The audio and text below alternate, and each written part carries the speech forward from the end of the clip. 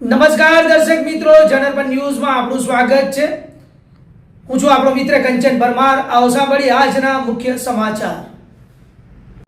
શહેરમાં નશાકારક પદાર્થો અને પ્રતિબંધિત ચીજ વસ્તુઓના વેચાણ વિરુદ્ધ પોલીસ કમિશનરની સૂચનાથી ક્રાઇમ બ્રાન્ચે લાલાંક કરી છે।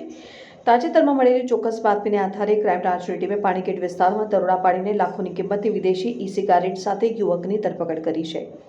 ઝડપાયેલ આરોપી ફૈઝલ સલીમભાઈ શેખ રહેઠાણ યાકુતપુરા પોતાની બલેનો કારમાં પ્રતિબંધિત ઈ સિગારેટનો જથ્થો રાખી છૂટક વેચાણ કરતો હતો અને એટલું જ નહીં, તે ઇન્સ્ટાગ્રામ આઈડી દ્વારા પણ આ ગેરકાયદેસર વેપારનું નેટવર્ક ચલાવતો હોવાનું બહાર આવ્યું છે।